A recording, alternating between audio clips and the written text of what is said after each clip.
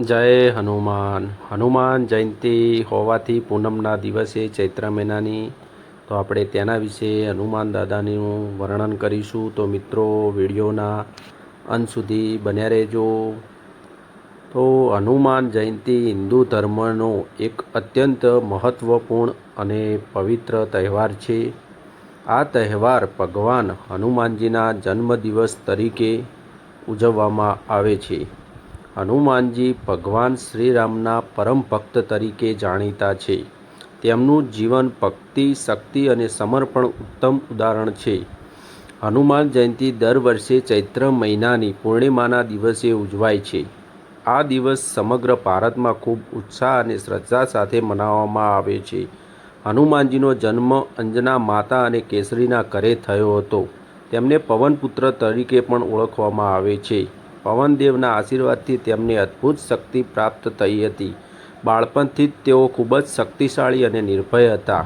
એકવાર તેમણે સૂર્યને ફળ સમજીને ખાવા માટે આકાશમાં ઉડાન ભરી હતી. આ ઘટના તેમના પરાક્રમ અને શક્તિનું પ્રતીક છે.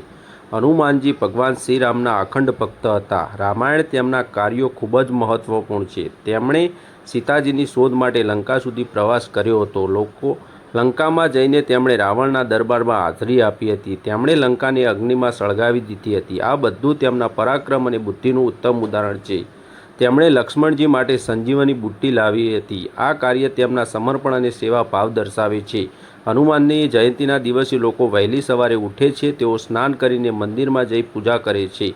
મંદિરોમાં હનુમાનજીની વિશેષ પૂજા અર્ચના થાય છે. લોકો હનુમાન ચાલીસાનું પાઠ કરે છે. સુંદરકાંડ પાઠનું વર્ણન કરવામાં આવે છે. ઘણા લોકો આ દિવસે ઉપવાસ રાખે છે. હનુમાનજીને લાડુ ખૂબ પ્રિય છે. ભક્તો તેમને લાડુ, ચણા, ગુડ અર્પણ કરે છે. મંદિરોમાં ભક્તોની ભારે ભીડ જોવા મળે છે. લોકો લાંબી લાઇનમાં ઊભા રહીને દર્શન કરે છે. આ દિવસે ભંડારા યોજવામાં આવે છે. ગરીબોને ભોજન આપવામાં આવે છે. હનુમાનજીને સંકટ મોચન તરીકે ઓળખવામાં આવે છે. તેઓ ભક્તના બધા દુઃખ દૂર કરે છે. તેમની પૂજા કરવાથી મનને શાંતિ મળે છે. હનુમાનજી હંમેશા વિનમ્ર અને નિસ્વાર્થ હતા. તેમણે ક્યારેક અહંકાર કર્યો નથી. તેમણે પોતાની શક્તિનો ઉપયોગ સારા કાર્યો માટે કર્યા. તેઓ હંમેશા ભગવાન શ્રીરામની સેવા કરતા રહ્યા. તેમણે સત્ય અને ધર્મના માર્ગ અપનાવ્યો. હનુમાનજીનું જીવન આપણે પ્રેરણા આપે છે. આપણે તેમના જીવનમાંથી ભક્તિ શીખવવી જોઈએ. તેમના જીવનમાંથી સેવા અને સમર્પણ શીખવા મળે છે. હનુમાનજી જયંતિ આપણાને સકારાત્મક આપે છે. આ તહેવાર સમાજની એકતા લાવે છે. ગામડાઓ અને શહેરીમાં ભજન કીર્તન થાય છે. મંદિરોમાં સુંદર શણગાર કરવામાં આવે છે. દીવાઓડાઓ પ્રગટાવવામાં આવે છે. હનુમાનજીનો નામનો જાપ કરવામાં આવે છે. બાળકો અને યુવાઓમાં ઉત્સાહ જોવા મળે છે. તેઓ ધાર્મિક કાર્યક્રમોમાં ભાગ લે છે. આ તહેવાર નવી પેઢીને સંસ્કાર આપે છે. હનુમાનજીને યાદ કરવાથી ભય દૂર થાય છે.